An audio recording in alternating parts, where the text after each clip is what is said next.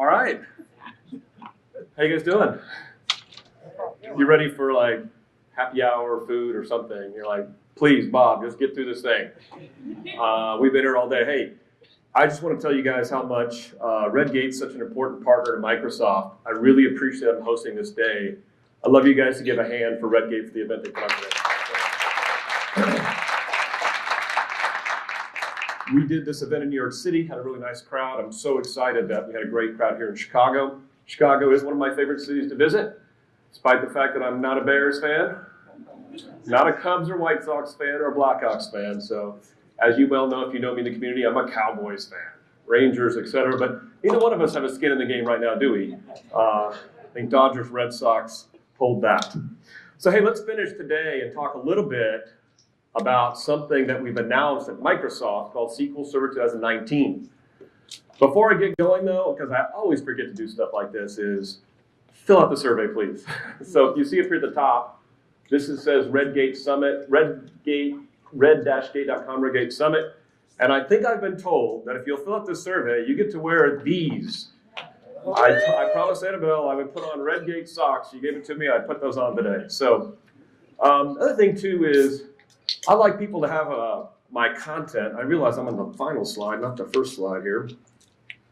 So these slides right now actually exist at this website, aka.ms/bobwardms. You can go up there right now. It's a OneDrive. You can grab this deck. I'll also have it at the end of the day where you can look at it as well. So all these slides are public information. You can look at them. The demos that I'm going to do, I have a slide at the very end as well. Given that we're a little bit short on time, I probably won't have time to do but just one demo or so to show you something on SQL 19. We did this presentation, a form of this presentation at Microsoft Ignite. You can, if you want to take a nap on a Sunday afternoon tomorrow, you can watch me blather on for an hour or so about SQL 19 and also some demos that we did there. The goal I really have today over the next hour, got to finish right near on time there, is to make sure you get a good idea of what we are producing in SQL 19 so that you can walk away and decide for yourself, do I want to start experimenting with this? Do I want to start using it? Is it something that could be good for my environment, whether it is an environment for DevOps you're using or just using SQL Server in an enterprise type way? You're going to see some pretty interesting things that we're going to talk about. You may have heard of this event called the SQL Pass Summit. Anybody going to that? Okay. So we'll be there. I'll be there. And we have some new things probably to show you as well that I cannot talk about today. You got to always make a big splash at big events, right? So some stuff that I've been working on today in the back corners of this building, some demonstrations and some new cool stuff that we'll show you at the Pass Summit. But hey, before I talk about SQL 19, I thought I'd just spend a brief moment because many in this room may not even be on SQL 17, and I get that. And I'm going to talk a second when I show you the SQL 19 slide about kind of how our rhythm looks like for releasing SQL Server. So if you haven't seen SQL 17, maybe you heard of the fact that we're shipping now on Linux. Are you kidding me? Is Microsoft really done that? Yes, we did it a year ago. So SQL 17 runs on Linux and Docker containers, and you're going to see today in SQL 19 how we're furthering that story. We introduced something called adaptive query processing, and I'm going to talk about in SQL 19 how we're furthering that story. And that is building things in the query processor engine that makes your lives a lot easier. One of the coolest things I've ever shown on SQL 17 is automatic plan correction, automatic tuning. And if you've not seen this before, take a look at it. I've got some YouTube videos and some demos. It's SQL Server behind the scenes in the background, built into the engine, fixing performance problems for you on the fly. Not to get rid of your job, but to make your job a lot easier. So that's automatic plan correction. Maybe you've seen this one before, but if you want to set up an availability group and you don't want to use clustering software and you're not sure you care as much about the high availability part, in other words, auto failover, with something called a clusterless availability group, which now allows you to set up an AG with a primary and a set of replicas without using any clustering software. It is a manual failover scenario, but in some situations where you want read secondaries, this could be very lucrative for you. If you're a developer and you look at graph data types and your data looks more like a natural graph model and you struggle to fit that into a relational database system, we now have graph support built into the T-SQL language to make that a lot easier for you. And then finally, we announced this with SQL 16, our support with SQL Server, built-in machine learning into the database engine. And now in SQL 17, we announced Python, and I'm going to show you today, we've added another language to that suite as well. So what about SQL 19? We announced SQL Server 19 Community Technology Preview. I can't say that all day long, so I'll just call it CTP 2.0, which means we had been working on it for a while over the summer in private previews. We announced it at Microsoft Ignite, which means today you can download SQL 19 Preview yourself, play with it on Linux, play with it on Windows, experiment with it, and start using some of this functionality. But what we really shocked the industry with was announcing this thing on the far left-hand side of this diagram, this chart. That is, we actually are including Spark and HDFS into the box with SQL Server for the first time ever, which is going to light up some interesting new scenarios that we've never played with in a space before that I think you'll like, and we'll talk about that some as well. I mentioned about Linux, about Docker containers. This is a big bet for us, and not because of the fact that we don't care about Windows Server anymore. You'll notice all three symbols are there. It's because we do want to give you choice. Somebody was asking me, actually at a break after the panel, we're thinking about this Linux thing, or we're not sure we can convince people about SQL on Linux, and my point to the answer was, worry about the Windows or Linux side. Don't worry about the SQL side, because SQL Server runs the same from an engine point of view and a functionality point of view on Linux as it does on Windows. And there's a few feature gaps that we had in SQL 17 that we've shored up in SQL 19 to make sure that you have there's no excuse there for you to make this decision if you want to run on Linux. Make it all about your choice of operating system, not about your choice of whether SQL's better on one system versus the other. You'll also see that we're making a huge investment in the space of Kubernetes. Kubernetes being an infrastructure system, a clustering system for container-based deployment. And we are making a big bet on it, and we'll talk about some of our features in that space. I love performance. I do a lot of talks at Microsoft on SQL Server performance, and I believe we have the best performant database in the industry, and our benchmarks back it up. And a lot of people who ask me about these benchmark slides are like, Microsoft, that's just a checkbox for you. And it is. Every time we release SQL Server, we'll always try to up the game on our performance. But it actually matters to you because it shows you what SQL is capable of. So if you're looking for analytic performance, you look at our TPCH benchmarks. If you look at OLTP performance, you look at TPCE. But not just that. We have proven time and time again, and customers keep telling us, that it's the price performance that matters the most to them. The fact that I can get a high-performant database engine at the cost that you provide today. You'll notice under this slide with these numbers, it says intelligent query processing, and that was my push to the marketing team to add on the slide, because it's not just about you building a fast app, it's keeping you fast. And we'll talk about this important feature into the query processing engine, the intelligence we're putting in it to make your applications run and stay faster. Security, of course, is no doubt very important to you. You've talked about some compliance today. Or take some big pride in this chart right here that talks about the least vulnerabilities in the industry from a data platform. And for the last decade, Microsoft has maintained that leader. But we also have security features we put in the product. And we'll show you today and talk about in SQL 19, what are some of those additional features. Finally, on the right-hand side is Power BI Report Server, things like BI technologies. So let me try to answer a few questions that you probably want to ask me about SQL 19 that's probably sitting in the room that you want to ask. And one is, what about BI? Are there new BI features for SQL 19? And as of CTP 2.0, there are no new features to announce for the BI products for Report Server or Analysis Server. It doesn't mean they're not going to do them. It just means that we don't have any to announce today. The second question you may be asking yourself is, when is it going to ship? You announced SQL 19 CTP 2.0 at Ignite, and I'd like to know when you're actually going to release it. And the answer is, and it's tongue-in-cheek, is that we will not become the first product in Microsoft history to miss a name. So, you're too tired, man. It's too late in the day to catch that one. New York, I said the same in New York and just sat there and go, what are you talking about? So I don't really have a date for you, except it's 19. I will tell you that we usually try to pick a big event to make a splash for whenever we release a product. So you can just think of events that are going to happen next year in the calendar year. It will ship in the calendar year, and it probably won't be at the first of the year. It'll probably be at the end of the year. But we do actually take the feedback from the CTPs and think about what other feature we're going to put in future CTPs to decide how to do that. The third question you may be asking is, why doesn't it say SQL Server 2018? You did SQL 16, you did SQL 17. Did you guys just forget a year? I mean, what happened? So I'll put it to you this way. Connor Cunningham, the lead architect for the release of SQL Server, has told me emphatically, because of actually DevOps architecture guidance or DevOps processes, We can release SQL Server every month if we wanted to, of quality, of performance. But what would be in there every month? Like, what kind of new feature would you actually get out of it? So we don't do that. So instead what we do is we try to ship these as fast as we think we can to market, but with things that have high value for you. And that thing on the left-hand side with Spark and HDFS is a pretty big deal, actually.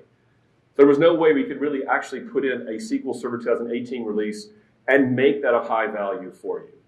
So it doesn't mean that we would not do a SQL Server 2020. The point is that we have never really made a public statement to say we are going to release every year.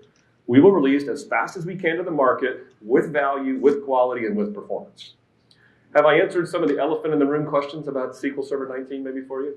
Those are the ones I normally get. So, any change in licensing? The question is there any change in licensing? So I will answer that question from the following answer. The same way we make decisions on additions, like what features will be in which additions, we don't announce those when we're doing a community technology preview. We would announce those at the time we actually release the software, and sometimes right before we release, we'll make those announcements. But I don't have any announcements to make about any change we've made in licensing. Yes? With the Power BI report server, you mentioned replace SQL Server reporting services? The question is that would Power BI report server meant to replace reporting services? And that team is not giving me any guidance to indicate that. So I couldn't tell you either way if that's their decision at this point. Okay, any other general questions about 19? I want to make sure we get some of the general ones out of the way before I go on. Yeah. Well, SQL Server, the question is, what about SQL Server data tools? We release a new version around the same time, 19. Typically that team does that, but they have not told me their exact plans when they'll release that. But that's been their cadence typically. Okay. I know it's the end of the day and you're just like, hey man, I can't take this. Isn't there something technical you were going to do? And yes, I am. So what about this Spark HDFS thing you're doing? Big data thing. What is Microsoft up to and why you're doing it? Well, here's kind of our thinking. We want you, and it's funny, somebody in the panel, somebody asked a question, I don't think he's here anymore, about his data sources, Oracle, NoSQL, and so forth. Like, what do I do with all this? A lot of customers have told us, I want to build a data lake in my environment, in my on-premise environment, my private cloud. But I don't want to do a lot of data movement. That's what I want to do. And I want to be able to do intelligence or analytics across all these types of data. I want to manage in a certain way, and I want to integrate it together. But I don't want to move a lot of data, and I want all the tools to put it together, and I don't want to lose my investment in SQL Server. I'm like, I want to keep that branding. In fact, I want to leverage my skills in T-SQL to make all this work. So if you think about that vision, that is something we're trying to put together here. It's an integration story with SQL Server, with other types of data sources other than SQL Server, in an integrated way that you can manage, and you can run analytics on top of it, and use interesting new tools like Spark in a way you've not seen before, but still not lose this T-SQL knowledge. It's like, I've heard this time and time again, if Microsoft will come with something new, and I put all this vested time in something like T-SQL, and now I got to learn something totally different. Is that the case here? And you're going to see that's not the case here.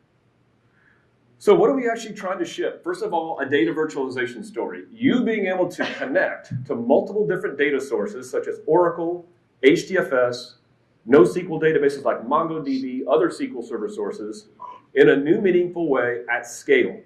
We introduced a feature called Polybase in SQL 16, where you can take a SQL Server, connect to an HDFS data source with something called an external table, and even do that a little bit at scale. So we're taking that feature and enhancing it with a new ODBC connection type that allows you to do this Polybase concept across more than just HDFS data. But HDFS is still a big part of that equation. The data virtualization piece I'm talking about in the left-hand part of this slide, it exists in SQL 19, independent of something I'm going to talk about in the rest of the slide. So you can do data virtualization now, create external tables across many different types of sources, join them together without moving any data. It could be an interesting migration scheme for you. My colleague in Monergy at Ignite showed a demonstration of him doing an external table over Oracle. He had a Power BI report that was against his Oracle table. And what he did was, he built a view in SQL Server on top of an external table that pointed to Oracle. And that was his Power BI report. And then he showed a migration of taking just those 2 or 3 tables, moving them into SQL Server into an actual table, changing the view to the new SQL table, and the Power BI report ran as is. So think of also this conceptually being a way to do kind of an incremental migration strategy with other types of data sources. Okay, what about this thing in the middle? You're building this data lake, and customers are telling us they have unstructured data in the form of JSON files, CSV files, all sorts of files that they normally do ETL into SQL. But we're talking about petabytes now of those kind of types of files. Maybe they've got new scenarios with IoT sensors that feed files of those types into this system. HDFS, it turns out, is a very good system for managing at scale large amounts of unstructured data. And if you don't want to have to go ETL all that into SQL tables, we've got a solution for you. We actually have a concept where we're shipping Spark technologies for high processing on top of that data and SQL Server on top of HDFS to allow it to do analytics on that information. And I'll show you a second in the architecture slide of some interesting innovation we've done to make that possible. So again, think of data virtualization being independent of this HDFS thing, but also being tied with it if you wanted to. Us providing a new structure of taking unstructured data in your data lake now, using the power of SQL Server on top of it. And then finally, you always have to do a new talk today, by the way, and put AI in it, right? Like, I think I have this pitch or advice I've given to my team at Microsoft that if you want an audience, just put the word AI in the title of your talk. I don't care if you talk about it or not. Just put machine learning or AI in your title and a ton of people will show up, right? We're actually trying to really deliver something in AI here. We're actually including things like Spark ML, and then we have something we've already shipped, right, called SQL Server Machine Learning Services. We're going to try to put those type of technologies together so that in this new data cluster that we're going to ship, you can do new end-to-end AI scenarios in a very scalable way that you've not been able to do before. Again, notice in this slide right here, the word SQL Server shows up everywhere because we're trying to make sure that you can leverage the investment you've already made in SQL Server and do these new type of things.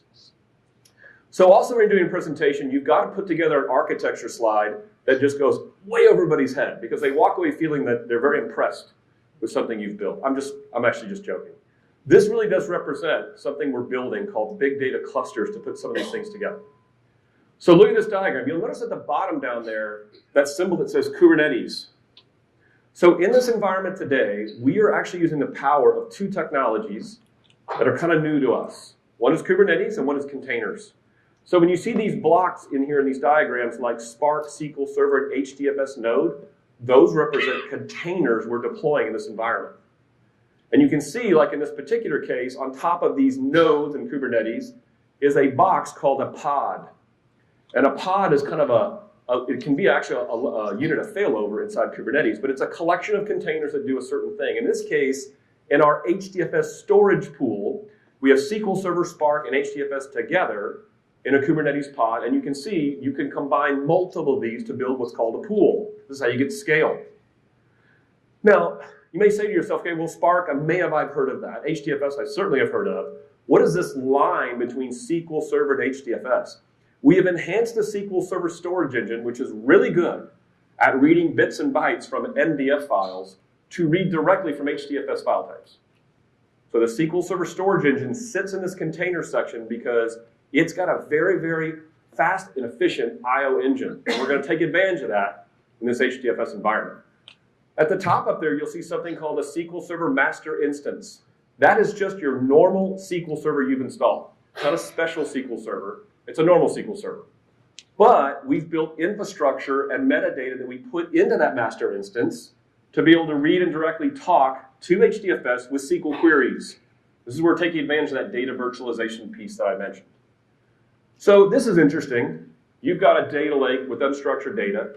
You can use this SQL master instance to go read directly this HDFS data, leveraging your T-SQL skills. That's interesting, but is it performant? Well, when you put on top of it another set of containers called a compute pool with SQL servers using high-powered engine processing from us that we borrow from like the PDW guys, the data warehouse guys, we can now do queries at scale on top of this. So we can partition out your queries across these compute nodes to go after petabytes of data down at the storage pool level. So now you have scale-out queries on top of this unstructured data. So there's two pieces together that we're putting in this big data cluster. That's great, except for maybe you don't want these queries to have to run every single time against the data. Maybe in some cases, the data can be a snapshot. So we are going to be able to put together a data mart in this scenario as well. So we're going to take SQL servers and use Columnstore technology to cache results from some of these queries if you choose to. And then when you run these scale-out queries with this compute pool, we can go after the data mart itself. Now it gets crazy. You see on the far right-hand side of here, Oracle, Teradata, Mongo, and SQL. You could put a compute pool attached to those with this virtualization. Now imagine you doing a join across all of this. But again, we have to build these pools in Kubernetes with a sets of containers to give you scale. We use multiple different instances of them to give you a full scale-out story.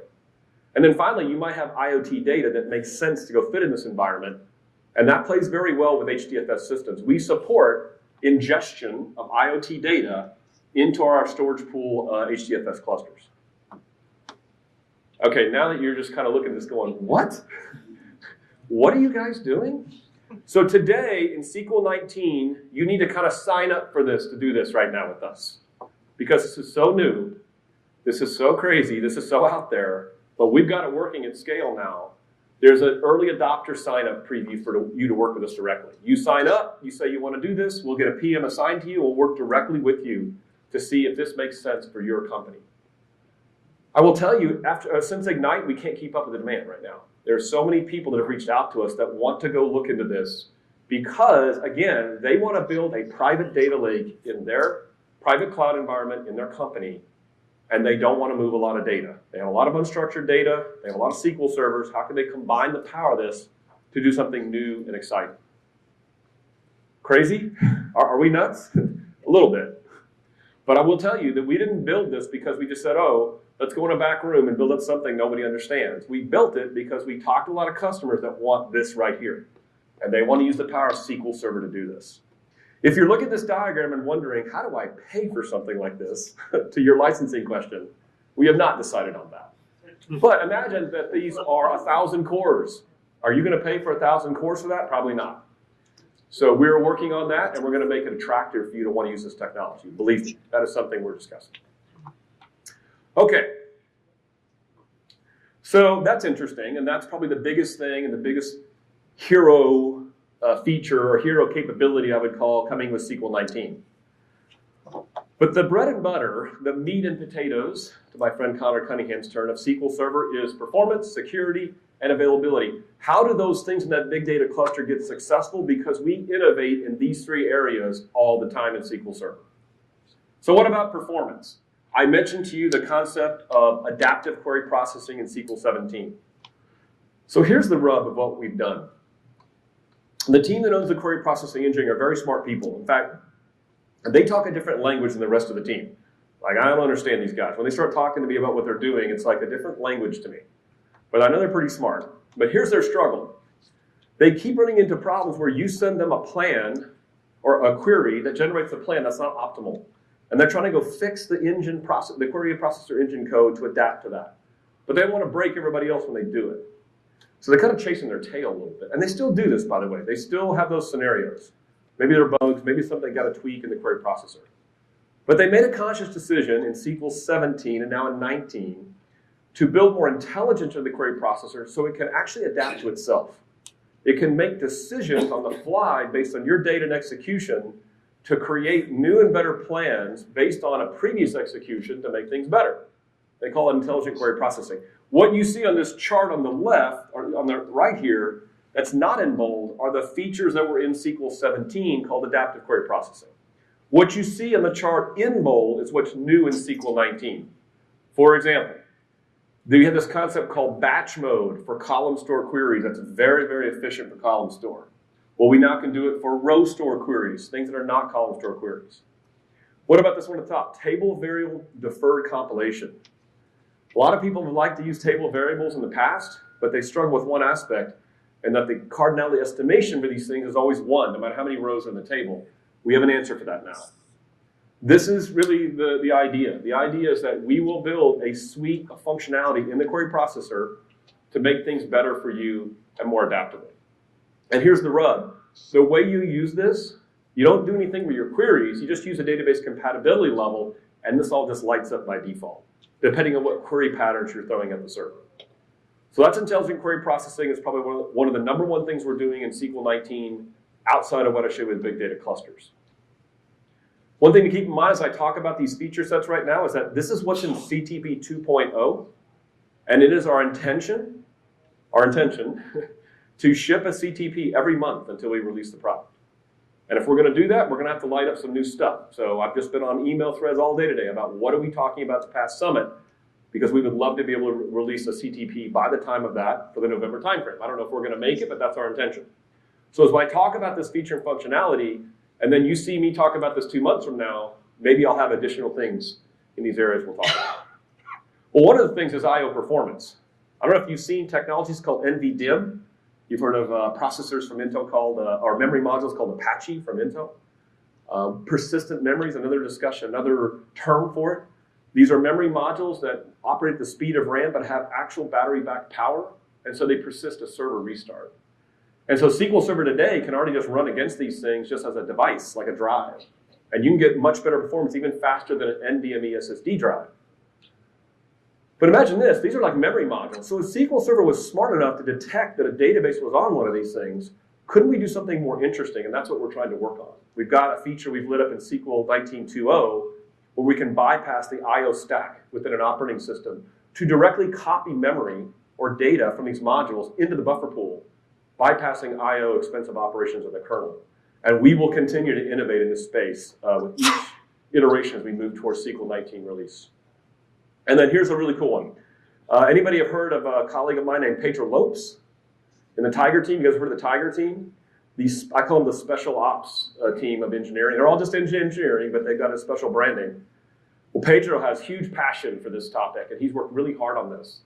And that is that when you walk up to a SQL server that has a problem, in many cases, a problem has to complete, or you have to kill something before you can figure out what happened. And then there's not sometimes enough breadcrumbs laying around for what was working or running, and you have to wait for it to happen again. Well, that's awful. And Pedro's goal was, I want to walk up to any SQL server and see exactly what's running down to the query plan operator level. And that's what we're shipping by default on in SQL 19. Lightweight query profiling, and be able to look at a running query and see its current execution plan and what operators are happening. So if some massive scan is happening, you can see it immediately. Maybe you can kill it, but you'll know how to fix it after the point that you actually encounter the problem. So that's lightweight query profiling on by default in SQL 19. And by the way, we don't turn things on by default without checking performance ramifications.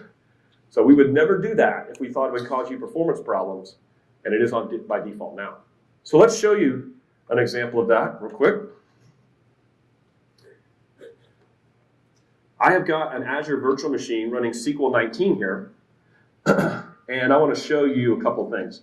Have you guys heard of a utility called OStress? Anybody heard of that before? If you've not heard of that before, here's you always like to walk away with some little nugget you can go back to your desk with. Look at something on the internet called RML utilities, or look up the word OStress. You'll see a lot of people talk about it. It's a free tool that we wrote back in support. My colleague Keith Elmo wrote this way back in the 90s even, and it's still of use today. And so I'm using OStress to run a workload against SQL Server, and I'm going to kick this off. And I'm going to first run this. The reason it's called Repro 130 is because I'm running this in the older database compatibility mode to see its performance. So let me kick this off. Now let me show you what this looks like. It's running this procedure right here. This procedure is declaring a table variable, a common pattern for you in developing SQL Server stored procedures. It's going to insert in data from a permanent table, and then it's going to join the table variable with another permanent table, another common query pattern. Well, here's the problem. Up until this point, we always thought, and we estimate when we build a plan, that that table variable only has one row in it. Well, I can tell you that it doesn't have one row. It has like 200,000 rows in it now. And so that may not be an optimal plan to build if it only thinks it has one row. And in fact, when SQL Server looks at a join and it sees a table with one row, it says, I can do something called the nested loops join and put that one row at the top, and it's much more efficient to do that because I only got one row. Well, if it has like 200,000 rows, that turns out is a very poor decision to make. So we've introduced something called deferred table compilation, where we can defer compiling the plan for that join until we see what kind of data is in the table. So this took about 34 seconds to run. I'll just show you here. To run this workload took 34 seconds. Whoa. Lockup. Not good. Have not seen that before. It's a Zoom it problem. I had the same problem today. It's Chicago, dude. Whoa. It's Chicago. Did you just say it was Chicago? I did not say that. He said of Chicago. That was not me. I don't know what that was. That was really strange. Anyways, it took about 34 seconds to run. I'm going to run another version of that, except all I'm going to do, same procedure, turn on database compatibility 150 this time. I'm going to kick this off. You're going to find out this runs about 3 times as fast. Because it's going to come back in about 10 seconds to run. And the reason is because we generated a different query plan for this query because we deferred the compilation for the query itself. This took 13 seconds versus 30x seconds to run. Now, how do you know the difference? Well, if you've not seen Query Store before, here's a report in Query Store that shows the difference. Kick this on. If you look over here, this is one of the queries is taking the most resources on my server. And look at these little circles. At the top, this represents the plan running under the 130 mode. And the average duration of this plan is about 4 seconds. I'm not going to do Zoom it because I don't want to lock up my machine again. It must be a Chicago Zoom it thing, right? So the average duration is 4 seconds for that query, okay? That's the one that took longer to run. If you hover over this lower one, which is the faster one, the average duration is less than a second, like 160 milliseconds. Well, what's the difference? So if you go over and click on the top one,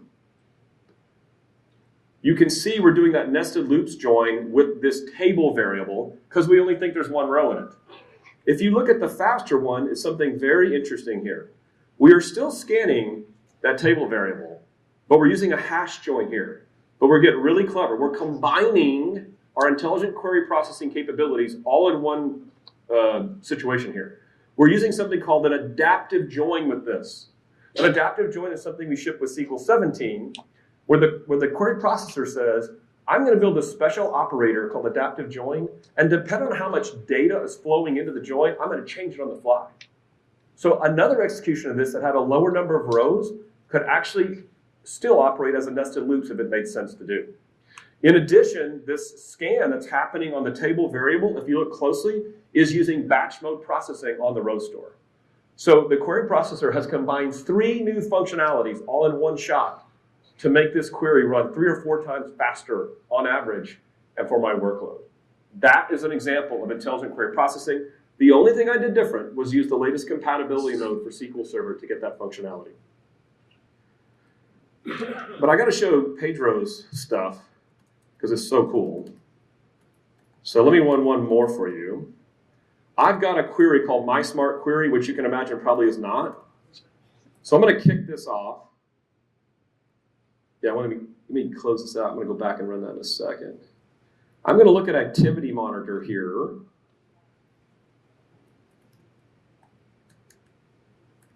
I'm going to run this. I'm going to go in Activity Monitor. I'm going to see this running query. I'm going to say Show Live Execution Plan. You cannot do that today in SQL 17. You cannot go take a query that's running and see the plan in its operation as it's actively running. That is way stinking cool. Yes, Pedro, good job, man. Give it up for Pedro Lopes. What a great job. So look right here. Can you look at this query? You can see a little bit of a problem here. I'm doing a couple of scans. If you look closely at the query up there, I actually just put in the wrong join criteria. I actually joined the same table twice instead of the other table. So what would you do? You would use Activity Monitor to kill the query, go find the problem, and go resolve it. If you didn't have this functionality, how would you know what happened? You may not be able to figure that out. If you had Query Store turned on, you might be able to figure out after the fact, right? But that is live query, lightweight query profiling. Pedro and I are determined to come up with a more sophisticated name than that, something catchy, probably for your knowledge. So that's a couple of just features that we're doing from a performance capability. Cut it together, we're kind of calling these type of things intelligent database technology. And what we mean is that how can we put more intelligence into SQL Server so you spend less time with these kind of type situations or have enough just-in-time anytime, anywhere information to go to a SQL Server and solve the problems you need to do. All of this coming, and this is available today. You can try right now in SQL 19. Okay. Doing pretty good on time. You guys with me? Can we plow through this? You guys are from Chicago. You're tough people. We can do this, right? If you're Bears fans, you got to be tough, right? Oh, man. I have a friend of mine that's a huge Bears fan from Dallas. If you don't tell him I said that, he'll be so pissed at me. We talked about compliance and security today, and I actually referenced in the panel a little bit, somebody's asking about encryption. And is it going to get any better from a performance point of view, or what do I do if I need to worry about performance for encryption? And SQL Server has different types of encryption technologies. One of them we announced in SQL 16 was always encrypted. An end-to-end encryption scheme so that you will not have unencrypted data ever sitting anywhere in the end-to-end story. The only way it's unencrypted is at the application level. There's only one problem with that story, and that is some certain query patterns could not be done with that technology because we would have to send the encrypted data all the way back to the app and unpack it. That's not very efficient. So along comes a technology called Enclaves, which now is being currently worked on by manufacturers like Intel to be baked into the chip itself. And so with Enclave technology, the unencryption of the data can actually happen on the SQL Server and even inside a chip running on the processor. But here's the beauty of it. The actual ability to unencrypt that data is not available to a database administrator. Sorry, folks, if you want to get access to that data, you can't. So it's very attractive, and it can be a lot more performant than using always encrypted today. In SQL 19 CTP 2.0, we have shipped it to use a virtual enclave with Windows Server. And then as the chip manufacturers are releasing chips that support the hardware of enclaves, we'll fully support that as well. So that's pretty exciting technology. And if you've got need for a sophisticated end-to-end encryption system, this is probably something you should be taking a look at. We also talked today in the panel about about PII. Is anybody worried about GDPR in the room at all? You guys, a few people are like, yeah, kind of. It's already started. So in SQL 17 timeframe, we shipped in Management Studio tooling that allowed you to label your data, GDPR, however you want to label it, with a classification scheme, and then do reporting on top of that. Behind the scenes, those tools were using something called extended properties for a column in SQL Server. Now in SQL 19, we have T-SQL commands, like you might build a constraint or something like that, right? On top of your columns to label them however you want to label them with your own system. And so you would build a set of scripts in your whole DevOps area now to label your data, and you can do reporting on top of that because they're all inside system tables and available in catalog views. But here's the part that's really exciting. If you label your data with this new T-SQL system, you get built-in auditing. So now, if I label my data for GDPR, I can go in and audit to see that Bob Ward queried a column against that. Why does that matter? Because if you've seen anything about GDPR, you have to be able to respond to that. Somebody can ask you, who has touched my data? Who's accessed my information? And by GDPR requirements, you have to tell somebody that. And so with this built-in auditing capability and data classification, you will be able to do that. When I've shown this kind of feature to some customers, they said, hey, I'm not a GDPR person, but I could use that in my environment to do a better job to know what kind of data I have, how to access it, and who's touching that information. We've also added an improvement on certificate management with SQL Configuration Manager, especially in a clustering scenario. So you can manage the certs across a cluster from one-stop shop now with Configuration Manager. And there are other security enhancements, just like in the performance space. There are other enhancements coming for both security and performance with future CTPs. So availability groups is a flagship HADR feature of SQL Server, and there are some enhancements that are specific to that functionality, including increasing the number of sync replicas, providing a primary intent connection endpoint technology. But what I'm most excited about is us trying to change the game for you to deploy availability groups in a way you haven't thought of before, maybe. So in the diagram to the right is an availability group scenario we are building on top of Kubernetes. In SQL 17, we already support a shared storage availability story with Kubernetes containers, where if you've got a persistent volume claim, you can put a SQL Server container on there, you point it to the shared, the persistent volume, and then a SQL Server could be failed over automatically by Kubernetes and point to that same shared storage database. But what about availability groups? Do you also have a functionality that works with Kubernetes? And now we do with SQL 19. So in this particular scenario, this is called a Kubernetes cluster. Think of a cluster as being, in this particular case, make this easy for you. This is just a bare metal computer, a server. And think of this scenario that a node's a VM. It doesn't have to be that way, but just think of it that way. So we will deploy, in this scenario, it's all declarative-based programming, by the way. You declare this in a YAML file. You will declare what's called an operator. And we help you build what that operator looks like in our documentation. When you do that, it does something pretty amazing. It automatically deploys that for you. So an operator is all about auto deployment. Sounds like DevOps, doesn't it? Right? So here you go.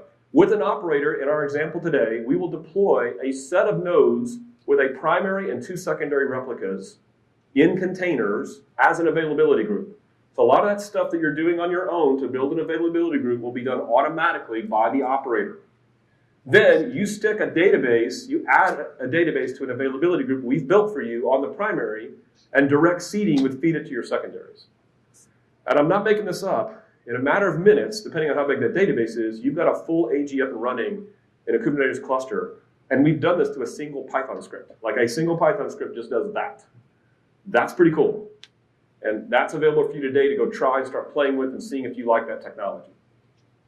Well, Kubernetes has something pretty interesting because you want to connect to all of this and run some queries and do connections. So it comes built into something called a load balancer service, which is something you declare with a static IP address. You can take your primary app and point it to that load balancer, which will now point to your primary.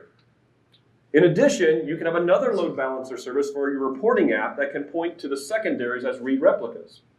Now you've got a full system. You've got a primary app going to your primary. You've got secondary readers now into your AG sync replicas. What if something happens? What about failover?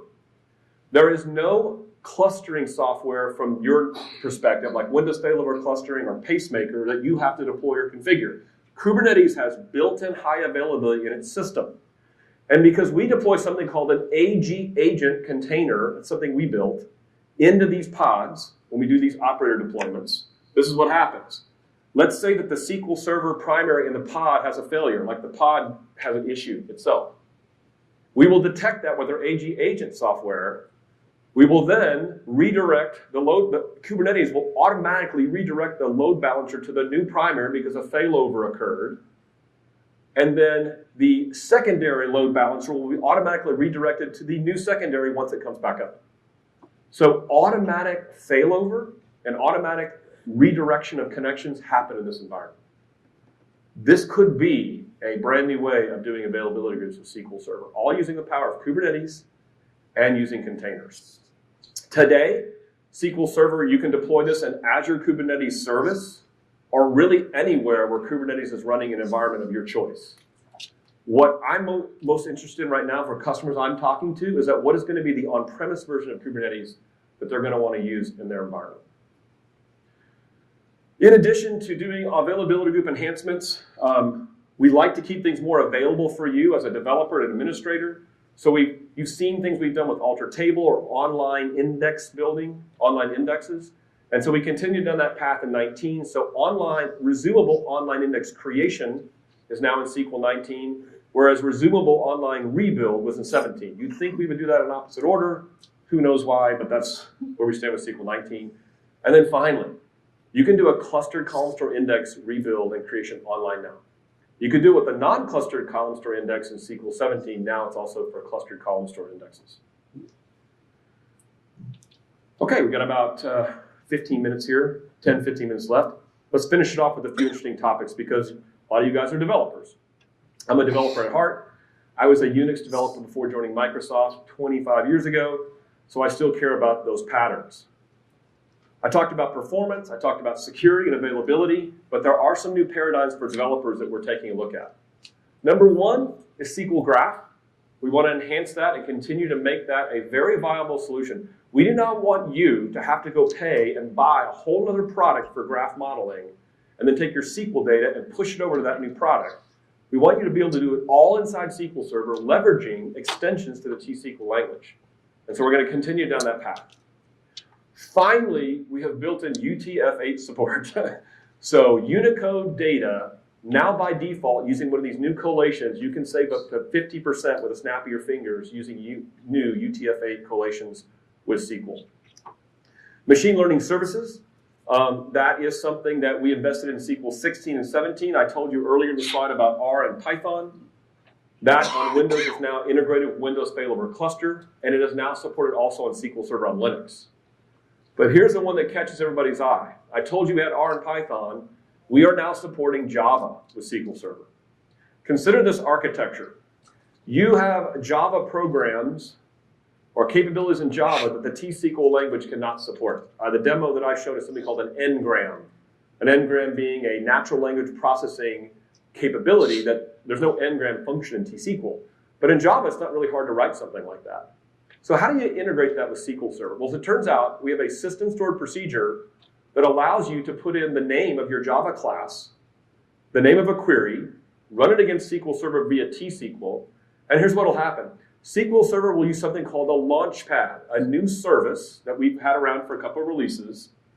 The Launchpad will launch a satellite process running your Java code, but because you specified a query in your system stored procedure syntax, we will set up a direct communication channel between the satellite and Earth, SQL Server, to exchange data back and forth. We'll send rows of the query processing to your Java program, and the Java program can send a result set back to SQL Server, which can be instantiated and proven back to the system stored procedure. So now through T-SQL, you have the ability to extend its language through R, Python, now and Java. And because Java is a compatible system across operating systems, you could build your Java classes in one spot and then use them on Linux or SQL on Windows unchanged, because the same functionality exists now on both systems. Pretty cool. We're starting to think about what other Java examples make sense for you as developers to extend in this space. But a couple things about this diagram are very important. Number one, the satellite processes run on the same computer as SQL Server, which is usually a pretty high-powered machine, so you get scalability. They run at a low privilege, so they're secure, and resource governor is tied into the system. So you can take any of these satellite processes and you can specify, you can restrict their memory, you can restrict their I/O, and you can affinitize them on CPUs you want to run them on. So you have complete resource governance over now your queries and also for what we call these satellite processes. Are those running in the same memory space? The question is that are they running in the same memory space? And that was the intention of this diagram. The SQL Server database icon is the memory space of the SQL Server process. The satellite processes run in different processes on the same computer. So they do not cause any issues with the SQL Server process.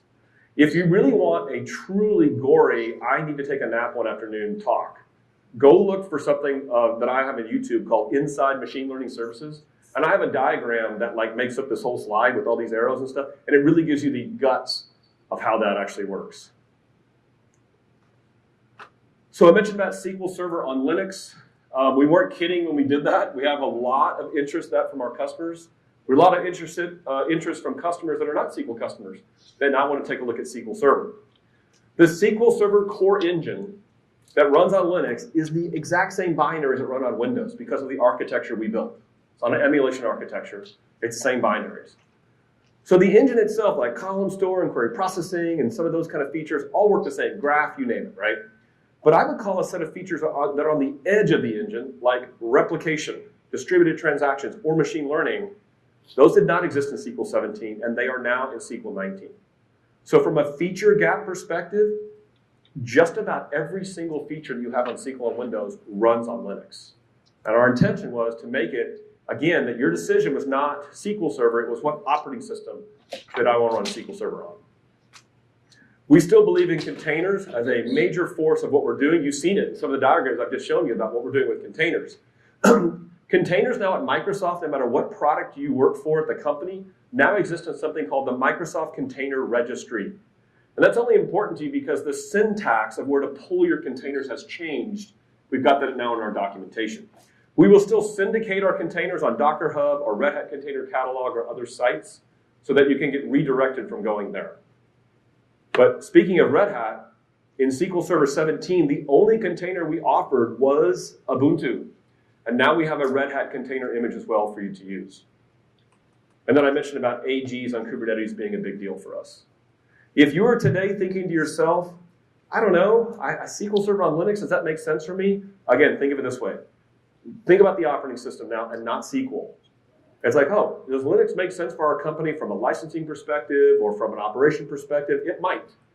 And so if you're thinking about making that choice, don't think of a SQL Server capability as blocking you. Think of it about as the operating system that may make sense for you. It in no way means that we do not love Windows. The majority of our customers still love Windows Server. We're fully committed to that. In fact, we're working right now on content of how Windows Server 19 and SQL 19 play well together. Like what are those features in Windows 19 that make SQL so compelling on that platform? So a lot of the things you saw in here are us listening to customer feedback. Now that I'm in engineering team, I used to be in support, I was very skeptical of this because I was the one giving them feedback too. And I sit in these meetings all the time or across these email chains. Every time we're making a decision, somebody has to justify a customer asked us to do it. I'm not kidding. We have these interesting meetings with Connor Cunningham, our chief architect, where he gets on the phone and he starts asking you questions about your feature you're shipping. And he's like, okay, well, what customers wanted this? And if you can't say that, you don't get the shipping. That's really true of what happens at Microsoft. And there's a pile of smaller things that we do based on what we call connect feedback. It's a different system now. What's the name of that system now? User voice? I can't remember exactly what it's called. But these represent specific design change requests of things that you wanted. And this third one's interesting. Anybody use DBCC page in their SQL Server? And you're like, are you afraid that's going to crash SQL? It's undocumented. So we now have built into the T-SQL language a series of T-SQL functions that give you that functionality. You can crack a page now and look at a page header based on a page ID in SQL Server. One thing that I'll give you a teaser for, what do you guys think is the most #1 voted item asked for by customers in SQL Server? Does anybody know what it is? Steve knows what it is. String or binary data truncation. You ever seen this scenario where you got to truncate data? Stay tuned. We have an answer for you. That's something that we're actually working on. And the #1 voted item in history of SQL Server, finally the team is waking up and doing something about it. So a couple minutes here, I think, before we're done. Just a couple of points to make. We introduced a tool called Azure Data Studio and Microsoft Ignite. And here's the salient points for you to think about this tool. #1, it's called Azure because we're trying our best to give you a message that Azure is not cloud only, but a hybrid storage. And so this tool connects to SQL Server, it connects to cloud data sources. They'll continue to iterate on that path. Management Studio is not dead. Management Studio is not dead. I think I'll say that like 6 times. There's a new version of Management Studio, 18.0, that came out along with Ignite. That will continue to be our preferred database administration tool, but it will always run on Windows. So if you're a Mac user, a Linux user, and you want a tool, Azure Data Studio is cross-platform, cross-OS, and open source as well. And that is going to be the preferred tool to look across these new big data clusters.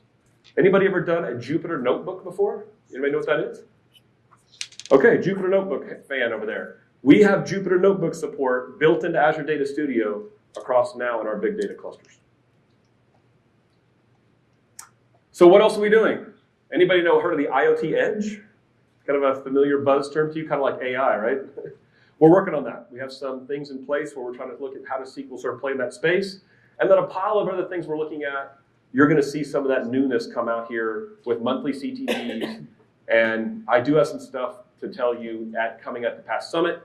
If you're attending that, you'll hear that then. If not, you'll still hear about it because somebody's going to blog about it, I'm sure, and tell you what that functionality looks like.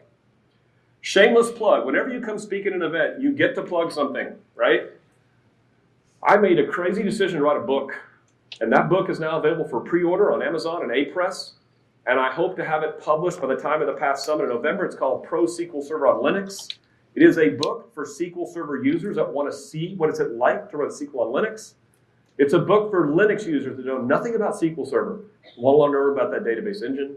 And then I have to tell you, I've been here for 25 years, so sprinkled in there is some fun stories across a 25-year journey with Microsoft SQL Server.